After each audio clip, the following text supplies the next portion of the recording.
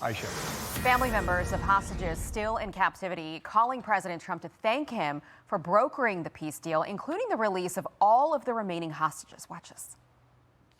Trust you'll fulfill the mission until every hostage, every 48 of the hostages are home. Thank you so much. Blessed be the peacemakers. God bless you, Mr. President. God bless America. Thank you very much. You just take care of yourselves.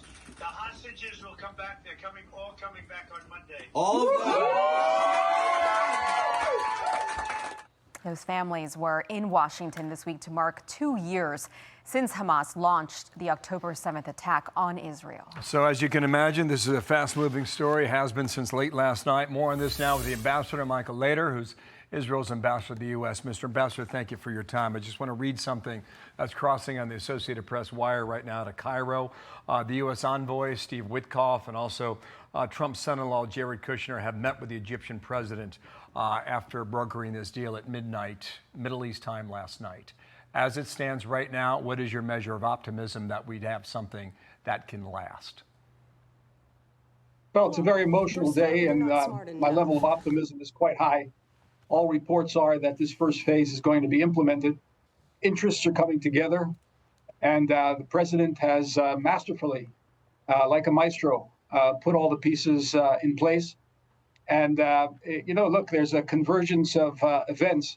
The IDF has surrounded Gaza City, made it very clear that this could end with the elimination of Hamas. They felt the rope around their neck.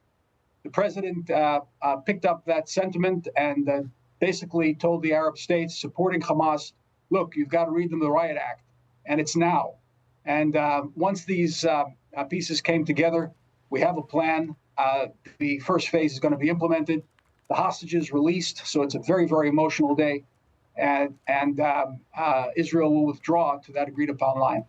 You know, it will be such an incredible day and visual when we see those hostages come back to their homes and to the embrace of their families. Ambassador, there are still so many families waiting for their loved ones who they know are not coming back alive. They're deceased, but they are hoping for a proper burial. I want to play some sound from a family here that's hoping for just that. As families, we've been in this place before, this roller coaster of emotions. We think this is really a pivotal moment with a serious opportunity to reach an agreement that will bring peace and stability to the Middle East. Our son is one of the deceased hostages, but there is still a live hostage from his crew that is still there that needs to be returned. Son needs to be brought back for a proper burial. Ambassador, the president wants those bodies to come back. What can you tell these families? Does the IDF, the military, go back into Gaza and look for those deceased?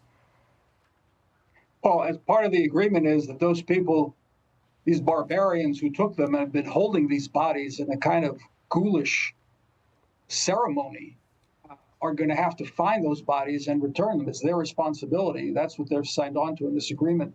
I can tell you on a very personal level, I know many of the families who have fallen sons and waiting for those bodies. They want a grave to go to weep over, to say psalms over, to unite with their loved one who has been killed. I have a very dear friend, the Hamami family, whose son was the division commander of the Negev Brigade, Ilan. He has 3 little children, and he fought bravely on October 7th until he had no bullets left in the chamber, and he was slaughtered by Hamas terrorists. His parents just want a body to come and bury and pay the proper respects to. This is something that people live with for a very, very long time. I personally lost my son who fought in Gaza, and there's another 900 families like me who lost their soldiers, their sons and daughters fighting to really accomplish this day, to get to the day where Hamas would basically surrender and turn over the hostages and go into a plan which ultimately will disarm them and demilitarize Gaza. Let's remember that the Trump plan has basically embraced the goals that Prime Minister Netanyahu set out from the very beginning.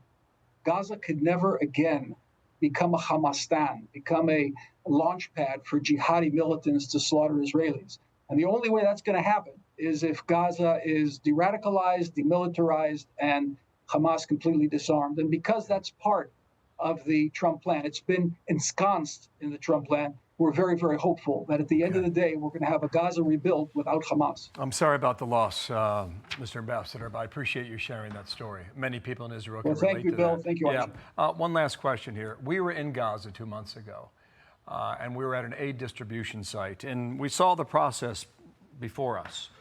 Now, I am told that there are hundreds of trucks loaded and ready to head into Gaza, and they will go through the southern area of Rafah, which is what you're seeing on your screen right now. Rafah has been leveled. Nothing is standing in that town as of today. When is the earliest those aid trucks can roll, sir? Well, Bill, look, it's a great question. We've been terribly delegitimized, discredited, and demonized over the flow of aid into Gaza. We've been continuously doing this over the past 2 years. As a matter of fact, over 2.5 million tons of aid has been sent into Gaza, 2 million of that food. So that's far in excess of the caloric intake that's necessary for each individual Gazan of the 2 million there. But we've been absolutely demonized over this. There is starvation or hunger in the areas that Hamas dominates, and not in the areas that Hamas doesn't dominate. For example, in Rafah, where Hamas has been defeated and it's under the control of the various extended families. There is no hunger because the Gaza Humanitarian Foundation has been distributing. I think that's what you saw when you visited, actually. So now we have to, extend as possible, as much as we can, as far as possible, the additional flow of humanitarian aid, and I think that's going to be facilitated by the international agency that's going to be established, and they're immediately going to set up camps. Temporary camps in Rafah that will facilitate the humanitarian needs of the population. And then we need to immediately go into a stage where prefab homes will be built and a